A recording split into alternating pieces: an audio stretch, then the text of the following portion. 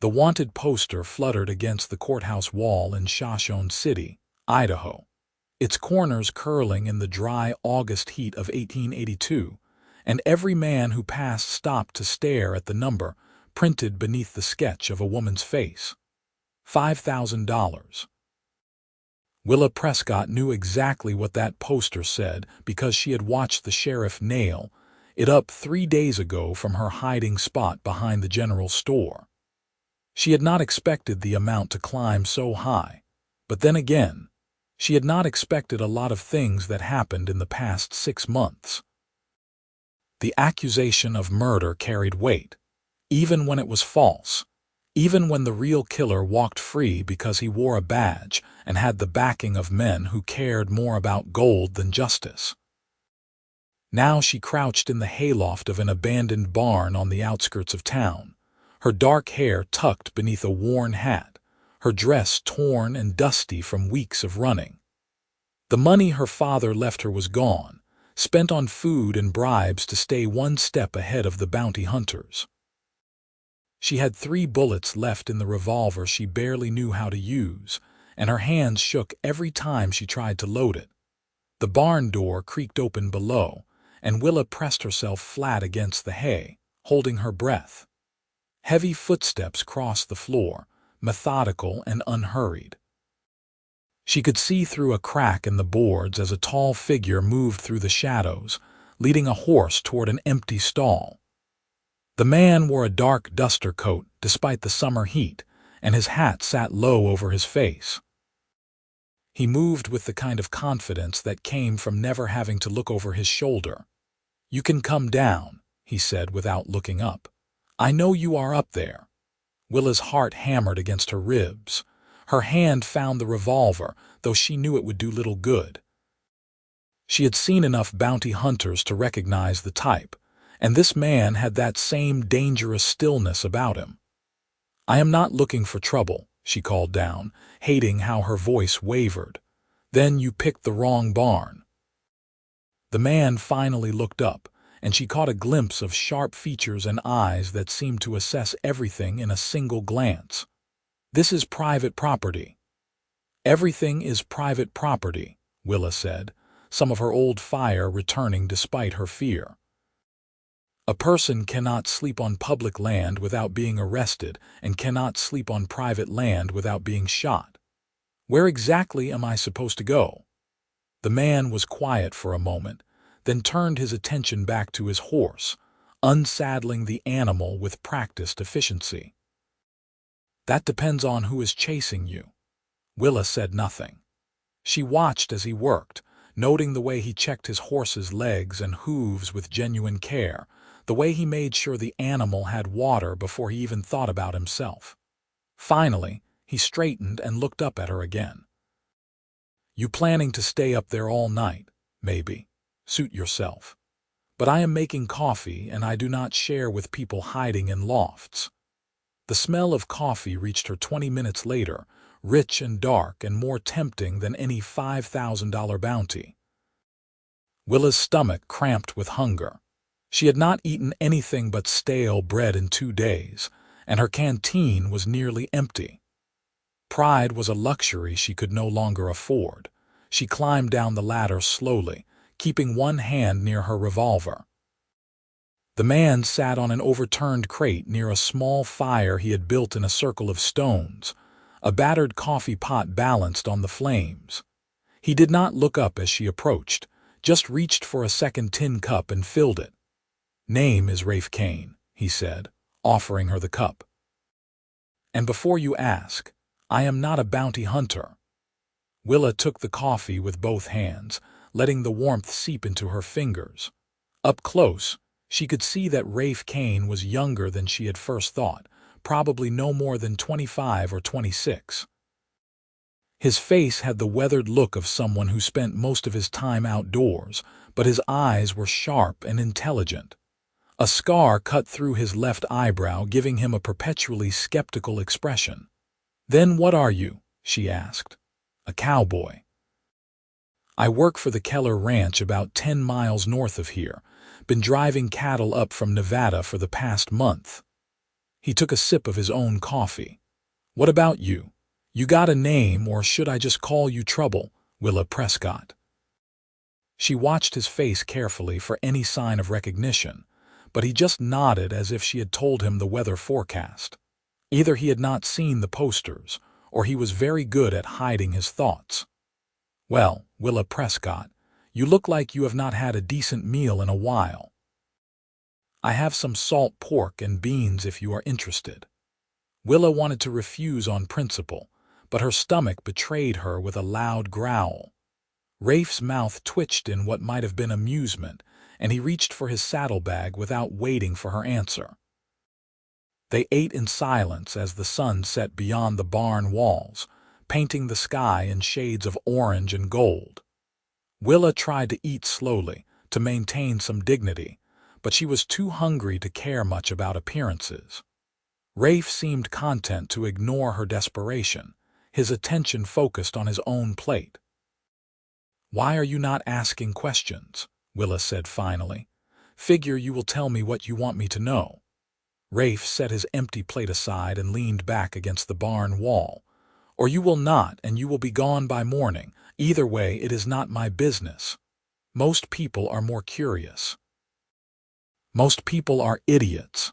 Despite everything, Willa felt a smile tug at her lips. It faded quickly as reality reasserted itself. "You should know that people are looking for me, dangerous people. If they find me here with you, they will not care that you are innocent. I appreciate the warning." Rafe's tone suggested he was not particularly worried. "But I have dealt with dangerous people before. Not like these. The man who wants me dead is a deputy marshal. He has the law on his side and enough money to buy anyone who might speak against him." That got Rafe's attention. He sat forward, his expression sharpening. "Deputy Marshal Clyde Harrow." Willa's surprise must have shown on her face because Rafe nodded slowly. "I know Harrow, or I know of him. He has a reputation for bringing in fugitives, dead or alive, usually dead. He is also a murderer." The words came out harder than Willa intended, weighted with 6 months of anger and grief. "He killed my father over a land dispute, shot him in the back, and then planted evidence to make it look like my father was cattle rustling. When I found proof of what really happened, he tried to kill me too. I ran, and now there are posters all over Idaho claiming I murdered a rancher in cold blood." Rafe was quiet for a long time, his eyes on the fire. "That is a serious accusation. I have proof. Letters my father kept, receipts that show Harrow was being paid by the company that wanted our land. I hid them before I ran, but I cannot get to them without walking into a trap." "Where are they hidden?" Willa hesitated. Trust was dangerous, especially now. But something about Rafe's calm demeanor, the way he had not immediately tried to claim the bounty or turn her in, made her want to believe he might be different. "My father's grave in the cemetery outside Shoshone City. There is a loose stone in the marker. The papers are sealed in oilcloth beneath it." Rafe nodded slowly, processing this information. "That is bold, hiding evidence in plain sight. It was the only place I could think of that Harrow would not search. He is too superstitious to disturb a grave. And what is your plan?" "Assuming you can get the evidence. What then? Harrow has judges and sheriffs in his pocket. Who is going to believe a wanted fugitive over a deputy marshal?" It was the question Willa had been asking herself for months, the one that kept her awake at night even when exhaustion dragged at her bones. "I do not know, but I cannot keep running forever. Eventually, someone will collect that bounty and I will end up dead in a ditch somewhere. At least if I have the evidence, I have a chance." Rafe stood and walked to the barn door, looking out at the darkening sky.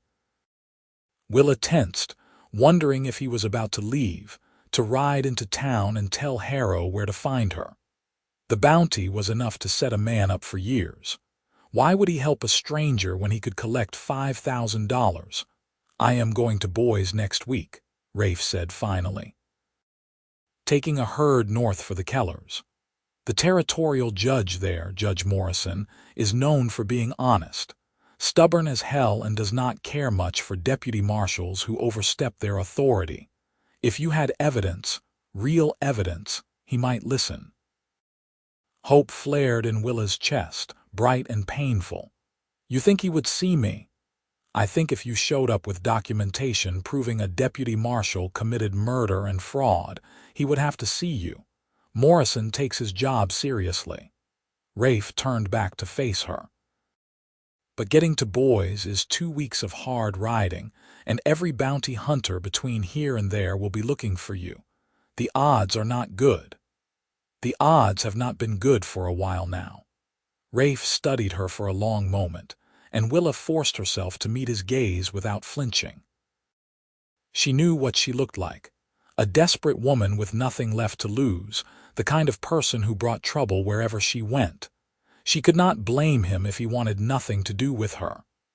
I will get your evidence from the cemetery, Rafe said, tomorrow night when it is dark.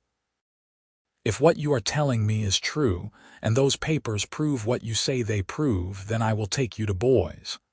But I am doing this my way, and you follow my rules. Understood, Willa nodded, not trusting herself to speak. The relief was overwhelming, threatening to bring tears she had been holding back for months. Get some sleep, Rafe said, returning to his spot by the fire. You look like you have not had a full night's rest in weeks. He was right about that. Willa climbed back up to the hayloft, but this time she felt less like prey hiding from predators and more like a person who might actually survive the night. Below, she could hear Rafe moving around, banking the fire and settling his horse. The sounds were oddly comforting, a reminder that she was not completely alone. The next day passed with agonizing slowness. Rafe left at dawn to check in at the Keller ranch, warning Willa to stay hidden and not to light any fires. She spent the hours watching dust motes drift through shafts of sunlight, fighting the urge to pace. Her mind raced with possibilities, both hopeful and dire. What if the papers were gone? What if Harrow had found them? What if Rafe decided the bounty was too tempting after all? But when darkness fell and Rafe returned, he was alone. He gave Willa a brief nod and saddled a different horse, a gray mare that looked built for speed rather than cattle work. Stay here, he said. I will be back before midnight. Willa wanted to argue, to insist on coming with him, but she knew it would only make the task more dangerous. Rafe was just another cowboy visiting a grave. She was a wanted fugitive with a price on her head. She watched him ride into the darkness and then settled in to wait. The hours crawled by. Willa tried to stay calm, but her imagination conjured increasingly dire scenarios. Rafe caught by Harrow's men. Rafe deciding to turn her in. Rafe simply not coming back. She checked her revolver compulsively, counting the 3 bullets again and again as if the number might change. It was nearly 1 in the morning when she heard hoofbeats approaching. Willa scrambled down from the loft, her hand on her gun. But it was Rafe who entered the barn, looking wind-blown and slightly out of breath. He pulled a package wrapped in oilcloth from inside his coat and held it out. Your evidence. The grave was not watched, but there were men in town asking questions about you. The bounty must have attracted every hunter in the territory. Willa took the package with shaking hands and unwrapped it carefully. Inside were the letters she remembered. Her father's neat handwriting documenting payments from the Idaho mining company to Deputy Marshal Clyde Harrow. Agreements to remove obstacles to the company's expansion. References to her father by name. There were also receipts, witness statements her father had collected, and a letter from a company official outlining the entire scheme. This is enough, Willa said, her voice thick with emotion. This proves everything. Maybe, or maybe it proves your father was good at forging documents. A lawyer could argue either way. Rafe began unsaddling the gray mare, his movements efficient despite the late hour. "That is why we need Judge Morrison. He knows enough about Harrow to be suspicious, and he has the authority to order an investigation. When do we leave?" "Tomorrow night." "I told the Kellers I am taking some personal time and they are giving me the week off. We will ride north, staying off the main roads. It will take longer, but it is safer." Willa rewrapped the documents carefully and tucked them inside her own coat. "Why are you doing this? You do not know me." "That bounty could change your life." Rafe was quiet for a moment, focusing on removing the mare's saddle. "I had a sister once, Sarah. She was 19 when a man with money and influence decided he wanted her. She said no, so he spread lies about her, ruined her reputation. My family lost everything trying to fight him in court. Sarah could not take the shame and the isolation. She died 2 years ago. I am sorry. The man who destroyed her is a banker in Sacramento now. Rich, respected, untouchable." Rafe finally looked at her, and there was something hard and old in his eyes. "I could not help my sister. Maybe I can help you." The weight of his words settled between them, and Willa understood that this was about more than just evidence and judges. It was about the kind of justice that never made it to courtrooms, the kind that required people to choose honor over profit. "Thank you," she said quietly. Rafe nodded once and turned away. "Get some rest. We have a long ride ahead of us." They left Shoshone City the following evening as the sun dipped below the mountains, 2 riders heading north on a path that skirted the main road. Rafe had procured supplies and a better horse for Willa, a sturdy roan gelding that looked like it could run for days without tiring. He had also brought her a change of clothes, men's work pants and a plain shirt that would draw less attention than her torn dress. "You will pass for a ranch hand if no one looks too close," Rafe said as they rode. "Keep your hat low and do not talk to anyone unless I tell you to." Willa adjusted the unfamiliar weight of the pants and found she liked the freedom of movement they offered. "Have you done this before? Helped fugitives?" "No, but I have avoided trouble plenty of times, which is basically the same skill set." The first few days of travel were tense. Every rider they passed made Willa's heart race. Every town they skirted felt like a near miss. But Rafe seemed to have an instinct for danger, steering them away from populated areas and choosing campsites hidden from the road. He taught her how to build a fire that would not be visible from a distance, how to cover their tracks, how to sleep light and wake at any unusual sound. "You are good at this," Willa observed one evening as they made camp in a stand of pine trees. "The sneaking around part." "Spent time in the army during the Bannock War," Rafe said, stirring beans over the fire. "Learned a lot about not being seen when you do not want to be found. That was only a few years ago. 4 years. I was 21, thought I was going to be a hero." His smile was bitter. "Turned out war is mostly about being cold and hungry and scared, with brief moments of terror thrown in. When my enlistment was up, I went back to cowboying and never looked back." Willa found herself studying him in the firelight, noticing details she had missed before. The way he always positioned himself between her and the direction of the road. The way his hand never strayed far from his rifle. The careful way he rationed their supplies to make sure they would not run out before boys. "You are a good man, Rafe Kane," she said. He looked surprised, then uncomfortable. "I am just doing what anyone should do, but most people do not. Most people would have turned me in the moment they saw a wanted poster. Then most people are cowards." Rafe handed her a plate of food. "Besides, $5,000 is not as much money as people think. It might buy a year or 2 of comfort, but then what? You are back where you started, except now you have to live with knowing you sent an innocent woman to the gallows." They fell into a comfortable silence after that, eating their simple meal and listening to the night sounds of the forest. Willa felt something unfamiliar stirring in her chest, a warmth that had nothing to do with the fire. For the first time in months, she felt safe. Not just physically safe, but seen and understood by someone who expected nothing from her in return. On the 5th day, they ran into trouble. They had stopped to water the horses at a creek when 3 men rode up from the opposite direction. Willa's hand went to her revolver, but Rafe shook his head slightly, a warning to stay calm. "Afternoon," one of the men called. He was heavy-set with a thick beard and eyes that assessed them with the practiced gaze of someone used to sizing up potential threats or opportunities. "That is a nice-looking roan you have got there. Looking to sell?" "Not interested," Rafe said pleasantly. "Just passing through." The man's gaze shifted to Willa, and she saw the moment recognition sparked. His hand drifted toward his gun belt. "You look familiar, boy." "What did you say your name was?" "I did not," Rafe said, his voice still easy but his body language changing subtly.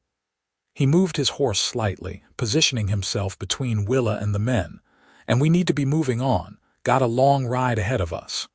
"Hold on now."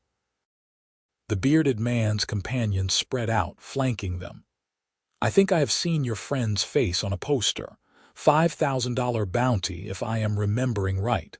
Willa's mouth went dry. She could feel the weight of her revolver against her hip, but 3 against 2 were bad odds, especially when she had never shot at a person before. "You are remembering wrong," Rafe said, and now there was steel in his voice. "And I would suggest you keep riding before this turns into something nobody wants." "That sounds like a threat."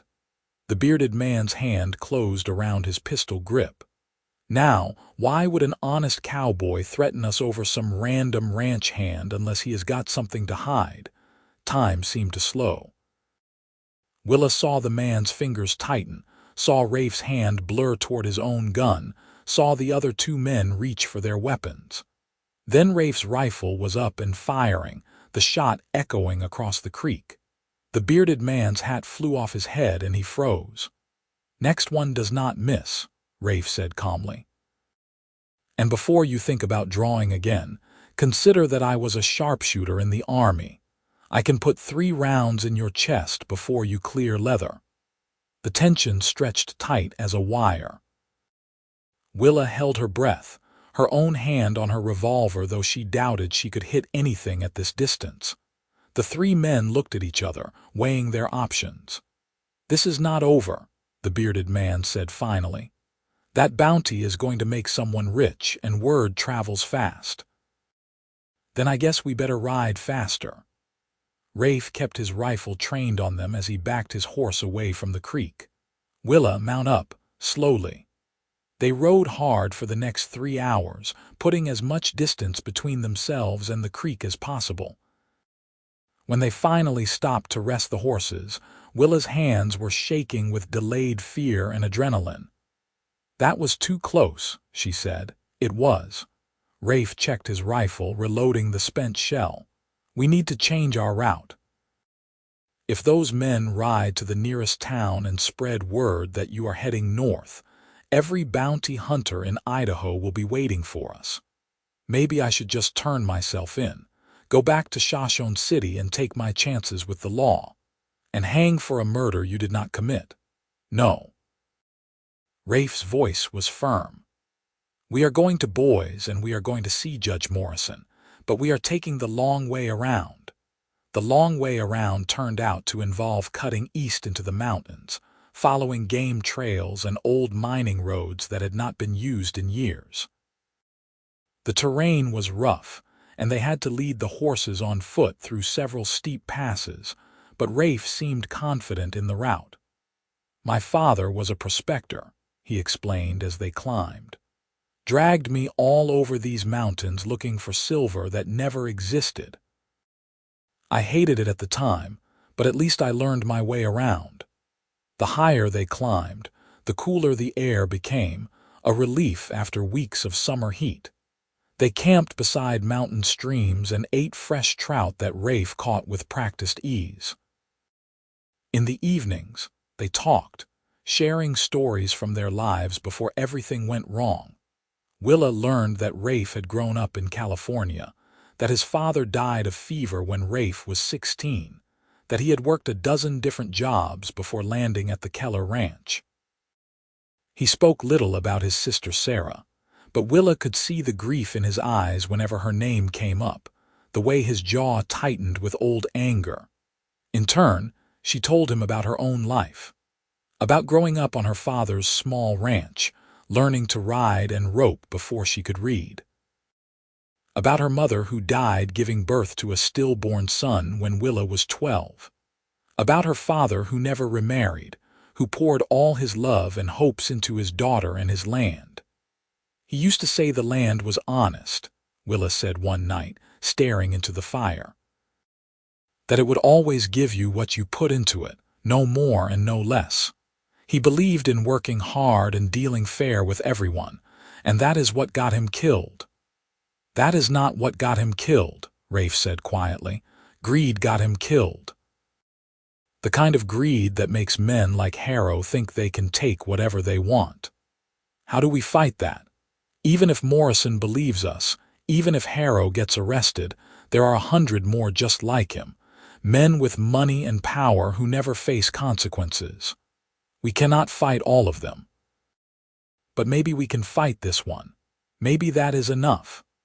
Willa looked at him across the fire, at this cowboy who had risked his life and his freedom for a stranger, and felt something shift inside her chest.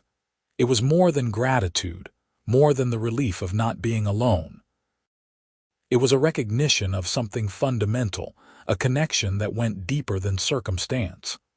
"Why are you really doing this?" she asked. "And do not tell me it is just about your sister. There is something else." Rafe was quiet for a long time, his eyes on the flames. When he finally spoke, his voice was low and rough. "Because from the moment you climbed down from that hayloft, looking scared and defiant and too stubborn to quit, I have not been able to stop thinking about you. Because somewhere between Shoshone City and here, this stopped being about justice and started being about keeping you alive. Because the idea of you hanging for a crime you did not commit makes me feel like I am losing Sarah all over again, except worse, because I actually have a chance to do something about it this time." The words hung in the air between them, raw and honest. Willa's heart was pounding so hard she was sure Rafe could hear it. "I am a wanted fugitive," she said. "Even if we win, even if Harrow goes to prison, there will always be people who believe I am guilty. That is not much of a future to offer someone. I am not asking for a future. I am just saying what is true." Rafe looked up, and the intensity in his eyes took her breath away. "But for what it is worth, I have never been very good at choosing the easy path." Willa stood and walked around the fire to where Rafe sat. She was not sure what she intended to do until she was doing it, taking his face in her hands and kissing him with 6 months of fear and loneliness and desperate hope behind it. He responded immediately, his arms coming around her waist and pulling her close. The kiss was fierce and tender and tasted like smoke and coffee and something that might have been possibility. When they finally broke apart, Rafe rested his forehead against hers. "We should probably talk about this later," Willa said. "Right now, I just want to remember what it feels like to be something other than scared." They made love on a blanket beneath the stars, learning each other with a kind of desperate urgency. Afterward, wrapped in Rafe's arms with his coat covering them both, Willa felt tears slip down her cheeks. "I am sorry," she whispered. "I do not usually cry. You have earned the right." Rafe's hand stroked her hair gently. "But this is not over yet. We are going to see Morrison and we are going to clear your name. And then we are going to figure out what comes next. What if it does not work? What if Morrison does not believe us? Then we figure out something else. But we do it together. The certainty in his voice steadied her. Willa closed her eyes and let herself believe, just for a moment, that everything might actually work out. They reached Boise 9 days after leaving Shoshone City, entering the territorial capital from the east to avoid the main roads where bounty hunters might be waiting. The city was larger than anything Willa had seen since the trouble started, bustling with miners and merchants and families going about their normal lives. It was strange to be around so many people after days in the wilderness, to hear the noise of a functioning town. Rafe found them a room at a modest boarding house on the edge of the city, paying extra for discretion. "Keep your hat on and stay inside," he told Willa. "I am going to see about getting an audience with Morrison. He was gone for several hours." Willa paced the small room, unable to sit still despite her exhaustion. Everything depended on the next few days. Either Morrison would listen and investigate, or he would dismiss them as troublemakers and possibly even arrest her himself. The evidence was solid, but evidence could be explained away by good lawyers and corrupt officials. When Rafe finally returned, his expression was cautiously optimistic. "Morrison will see us tomorrow morning. I talked to his clerk, showed him one of the letters." The clerk seemed genuinely shocked, said Morrison has been suspicious of Harrow for years, but never had anything concrete to justify an investigation. "Did you tell him about me?" "About the bounty. I told him I was bringing a witness who had evidence of corruption. He did not ask for details, but he is not stupid. He will figure it out tomorrow." Rafe sat down on the edge of the bed, looking tired. "This is going to be risky, Willa. Once you walk into that courthouse, there is no going back. Harrow has friends in Boise too. If Morrison does not act immediately, they could arrest you before we leave the building." "I know. But we did not come all this way to turn back now." They spent the evening preparing, going over every detail of the evidence and rehearsing Willa's testimony. Rafe was thorough and patient, making sure she could answer any question Morrison might ask. As the night wore on, their focus shifted from preparation to simply being together, knowing that tomorrow might change everything. "Whatever happens," Rafe said, holding her close, "I want you to know that meeting you changed something in me, made me believe that maybe fighting for what is right actually matters." "It does matter," Willa said. "Even if we lose, it matters that we tried." But she did not want to lose. She wanted to live, to clear her name, to build a life with this man who had risked everything for her. Judge Harold Morrison was in his 60s, with white hair and eyes that missed nothing. His chambers were lined with law books and smelled of pipe tobacco. He listened without interruption as Willa told her story, his expression unreadable.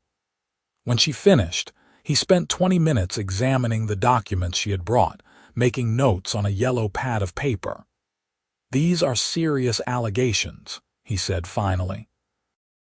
"If proven true, Deputy Marshal Harrow could face charges of murder, fraud, and corruption. But you understand that you are also wanted for murder, Miss Prescott.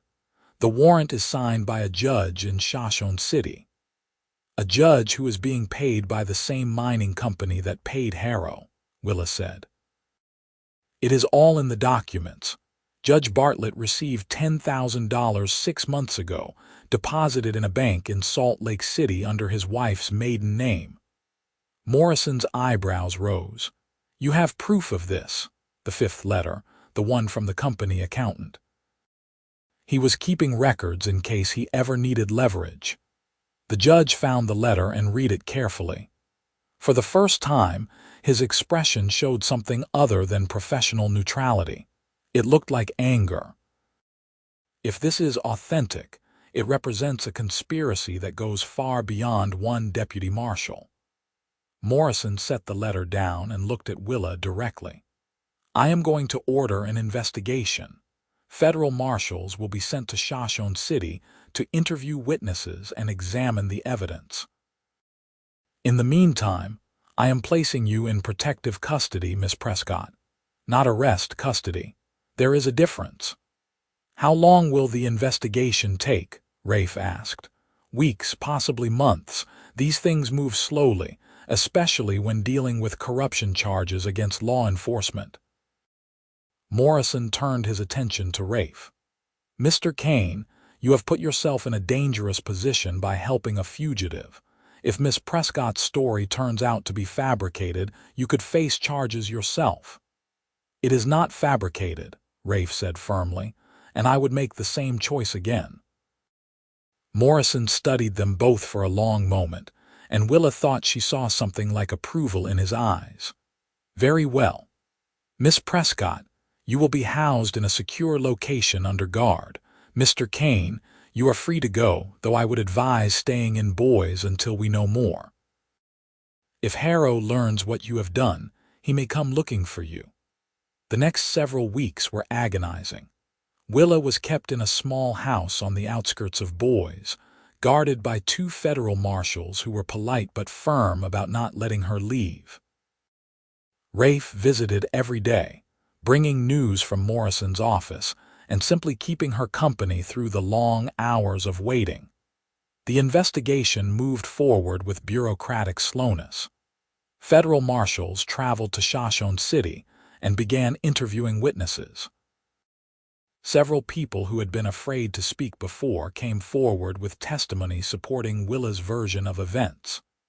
The company accountant, fearing prosecution himself, turned over additional financial records showing the full scope of the conspiracy.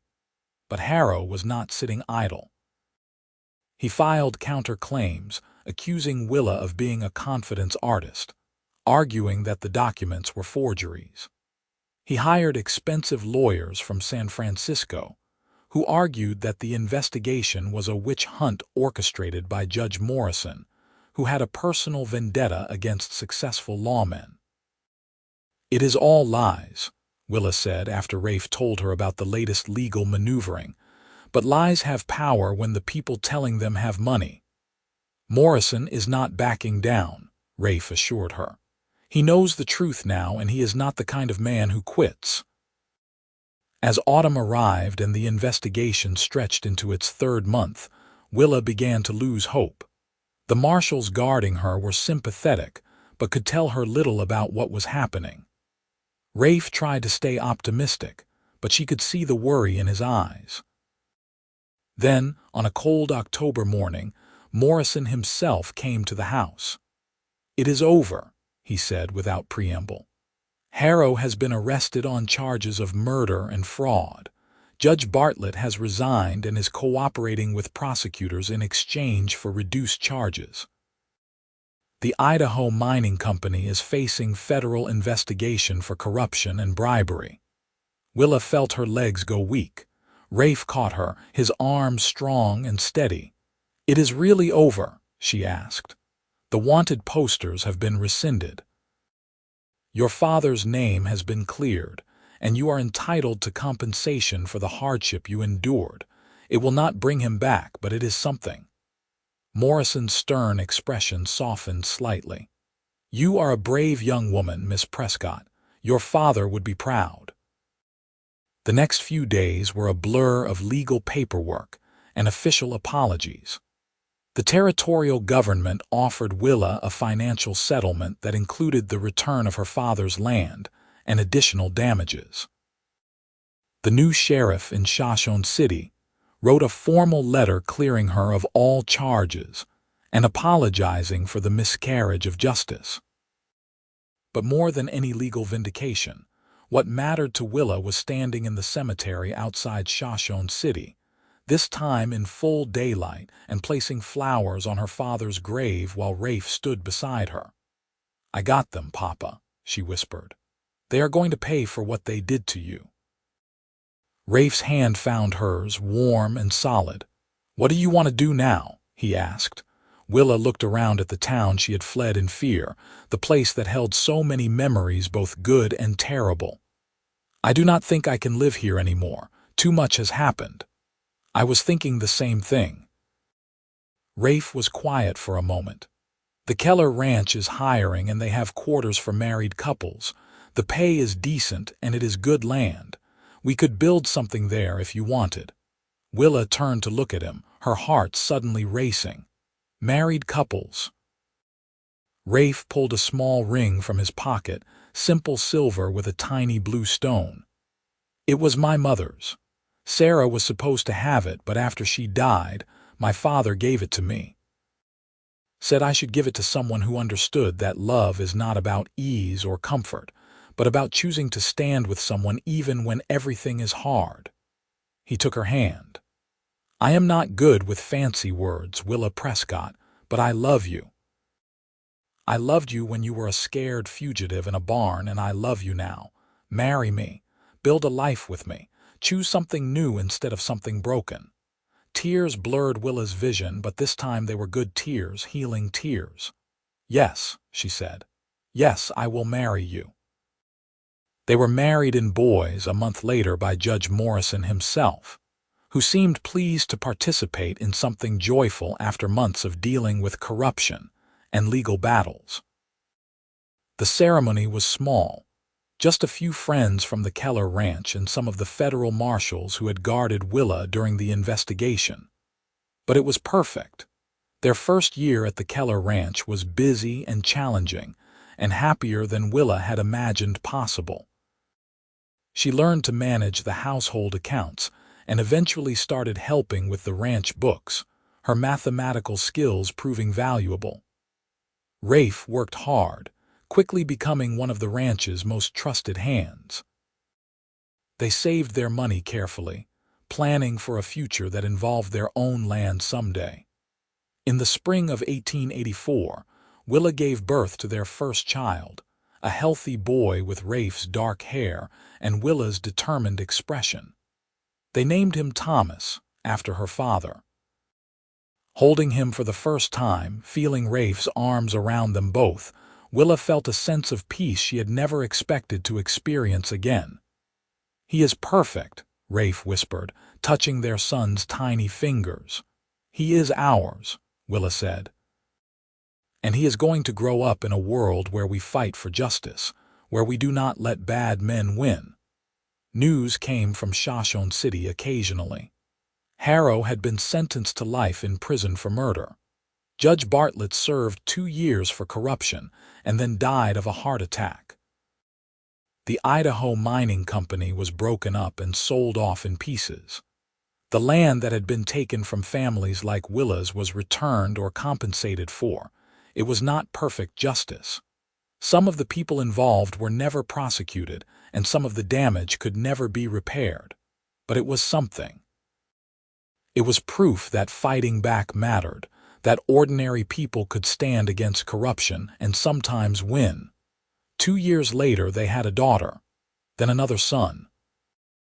The Kellers eventually sold them a parcel of land on the edge of the ranch property, and Rafe built a house with his own hands, strong and solid and meant to last. Willa planted a garden and apple trees, creating something beautiful from the rocky Idaho soil. On warm summer evenings, they would sit on the porch and watch their children play in the yard while the sun set behind the mountains. Willa would lean against Rafe's shoulder, feeling the steady rhythm of his breathing, and marvel at how much her life had changed. "Do you ever think about that night in the barn?" she asked once. "When you could have turned me in and collected $5,000, sometimes," Rafe admitted. "But then I think about everything I would have missed. You, our children, this life we built. $5,000 could not buy any of that. You were never tempted, not even once." Rafe turned to look at her, his eyes warm with love and certainty. "Not even once. From the moment I saw you, I knew the only thing I wanted was to help you survive. The money never mattered." Willa kissed him, tasting coffee and contentment and the promise of years still to come. "I love you, Rafe Kane." "I love you too, Willa Kane." Their oldest son Thomas would eventually go to law school, inspired by his parents' stories of fighting corruption and seeking justice. He became a prosecutor who specialized in cases involving abuse of power, carrying on the fight in his own way. Their daughter Clara became a teacher, determined to educate the next generation about honesty and integrity. Their youngest, Samuel, stayed on the ranch and eventually expanded it, fulfilling his father's dreams of building something lasting. But all of that was still to come. For now, there was just this moment. A family together, safe and happy, proof that choosing the right path over the easy path could lead to something worth having. Years later, when Willa was old and gray and surrounded by grandchildren, someone asked her what she remembered most about those desperate months when she was running for her life. She thought about fear and exhaustion, about sleeping in barns and jumping at shadows. But what she remembered most clearly was a cowboy who chose honor over profit, who risked everything for a stranger, who showed her that some men could be trusted even when the world gave every reason for cynicism. "I remember learning that love is not just about the good times," she said. "It is about standing with someone when everything is falling apart, about choosing them over and over even when it costs you. And I remember that the best decision I ever made was climbing down from that hayloft and trusting a man I barely knew." Rafe, sitting beside her as he always did, squeezed her hand gently. After 40 years of marriage, they had developed a language beyond words, a way of communicating that required nothing more than a touch or a glance. "The best decision I ever made was not claiming that bounty," he said. "Everything good in my life came from that choice." Their grandchildren listened with wide eyes, fascinated by stories of wanted posters and midnight rides and corrupt lawmen brought to justice. But what they really heard, what they would carry with them into their own lives, was a simpler truth. That doing the right thing mattered, that love was worth fighting for, and that sometimes the most valuable things in life were the ones that could not be bought. As the sun set over the Idaho mountains one final time in this story, Willa Prescott Kane and Rafe Kane sat together on the porch they had built with their own hands, surrounded by the family they had created and the life they had fought so hard to preserve. The bounty that had once threatened to end Willa's life had instead led her to something infinitely more valuable. A love that lasted, a family that thrived, and proof that even in the wild and often unjust West, honor and courage could triumph. The wanted posters were long gone, destroyed and forgotten. But the choice Rafe made that night in the barn lived on, rippling forward through generations, a testament to the power of choosing love over profit, justice over convenience, and hope over fear. That choice defined not just their lives, but the lives of everyone who came after them, a legacy more valuable than any bounty could ever be. And in the end, that was enough. More than enough. It was everything.